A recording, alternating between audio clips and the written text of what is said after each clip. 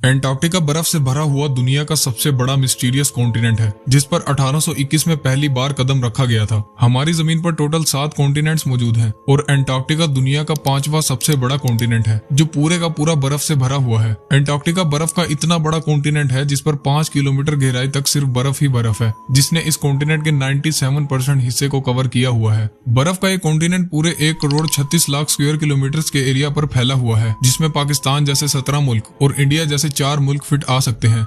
इस कॉन्टिनेंट पर इतनी बर्फ है कि अगर वो एक साथ सारी पिघल जाए तो दुनिया भर के समुद्रों की सतह में 200 फुट तक इजाफा हो जाएगा। दुनिया के फ्रेश वाटर का 60% हिस्सा एंटार्क्टिका में आइस शीट्स की शक्ल में मौजूद है। चाहे जून जुलाई का गर्म मौसम ही क्यों ना हो, लेकिन एंटार्क्टिका का टेम्परेचर पूरे साल -50 डिग्री सेल्सियस से -90 डिग्री सेल्सियस तक रहता है, और यही वो वजह है जिसकी वजह से यहाँ जिंदगी की उम्मीद लगभग ना होने के बराबर है। हत्ता कि पूरे एंटार्क्टिका में सिर्फ 2 ATM मशीन ही मौजूद है।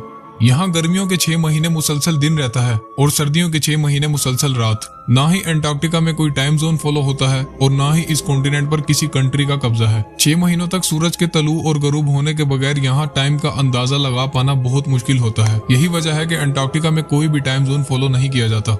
कई लोगों का ये मानना है कि एंटार्क्टिका की इस बर्फ के नीचे कई राज छुपे हुए हैं, और कुछ लोगों का मानना है कि इस बर्फ के नीचे एक दूसरी दुनिया मौजूद है। बाज लोगों का ये ख्याल है कि इस बर्फ की तह के नीचे एलियंस की स्पेसशिप्स फ्रोजन हालत में मौजूद हैं, और कुछ लोगों का ये मानना है कि यहाँ हिटलर की खुफिया मिलिट्री बेस मौजूद है। 11,000 साल पहले एक ऐसा नेचुरल डिजास्टर आया था जिसका निशाना एक ऐसा शहर था जहाँ के लोग खुद को खुदा समझते थे, और वो शहर और कोई नहीं बल्कि अटलांटिस था। कहा जाता है कि अटलांटिस का गुमशुदा शहर भी एंटार्क्टिका पर मौजूद बर्फ के पहाड़ों के नीचे ही कहीं खोया हुआ है। साफ लफ्जों में कहें तो बर्फ के इस कॉन्टिनेंट में ऐसे ऐसे राज दफन हैं जिसके बारे में कोई सोच भी नहीं सकता। पिछले कई सालों से साइंटिस्ट और रिसर्चर्स एंटार्क्टिका के इन राजों को ढूंढ निकालने की मुसलसल कोशिशों में लगे हुए हैं, और रिसर्च के दौरान इन्होंने ऐसी ऐसी चीजें डिस्कवर की हैं जिन्होंने इन राजों को फाश करने की बजाय इस कॉन्टिनेंट को और भी मिस्टीरियस बना दिया है। यूं कहें कि एंटार्क्टिका की मिस्ट्री सुलझने की बजाय उलझती ही जा रही है। एंटार्क्टिका से अब तक 400 से भी ज्यादा लेक्स डिस्कवर हो चुकी हैं, जो बर्फ की लेयर्स के नीचे छुपी हुई हैं। 2009 में एंटार्क्टिका की बर्फ के अंदर से एक बिल्ली का ढांचा मिला था, जिसने रिसर्चर्स के होश उड़ा दिए थे। हैरत की बात यह थी कि यह ढांचा किसी आम बिल्ली का नहीं था। ये जिस बिल्ली का ढांचा था वो अंडे देने वाली बिल्ली थी। तहकीक के बाद मालूम पड़ा कि ये जानवर आज से तकरीबन 2.5 करोड़ साल पहले जमीन पर पाया जाता था।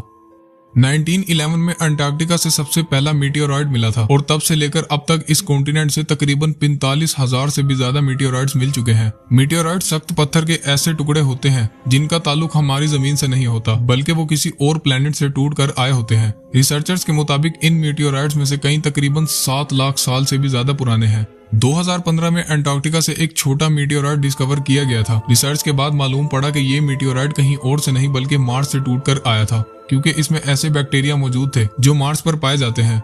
2014 में आर्कियोलॉजिस्ट ने अंटार्कटिका से एक ऐसी चीज डिस्कवर की जिसने सबको हैरत में डाल दिया था। आर्कियोलॉजिस्ट को रिसर्च के दौरान 3 इंसानी खोपड़ियां मिली, जो अंटार्कटिका से मिलने वाली पहली इंसानी खोपड़ियां थी। नॉर्मल खोपड़ियों के मुकाबले ये खोपड़ियां बिल्कुल अलग थी, क्योंकि इनके सर इंतहा से ज्यादा बाहर निकले हुए थे। इस तरह की खोपड़ियां साइंटिस्ट को इजिप्ट और पेरू से भी मिल चुकी हैं, जो इस बात की तरफ इशारा देती हैं कि शायद आज से हजारों साल पहले अंटार्कटिका में भी लोग रहा करते थे, जिनका कोई ना कोई ताल्लुक एंशिएंट इजिप्ट सिविलाइजेशन से भी जरूर रहा होगा।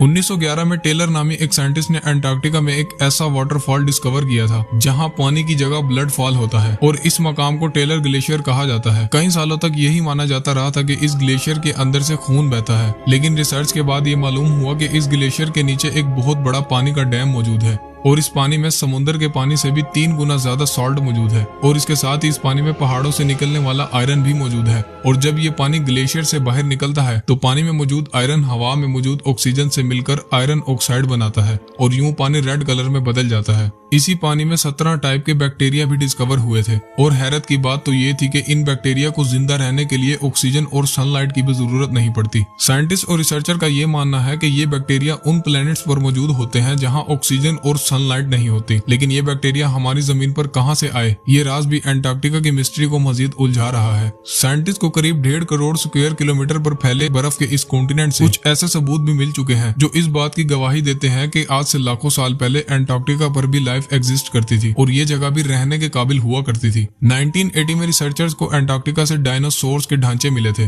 और तब से लेकर अब तक यहाँ से कई डायनासोर्स, प्लेजोसोर्स और मोजासोर्स के ढांचे मिल चुके हैं और रिसर्च से मालूम पड़ा कि ये ढांचे तकरीबन 70 लाख साल पुराने हैं, यानी उस वक्त ये जगह रहने के काबिल हुआ करती थी। 1100 फुट की गहराई से आर्कियोलॉजिस्ट को एक इंतहाई खौफनाक मखलूक का ढांचा मिला था। ये ढांचा 8 फीट तक लंबा है और इसका स्केलेटन जमीन पर मौजूद किसी भी जानदार से मैच नहीं हुआ और आज तक इसकी असलियत का पता नहीं चल सका।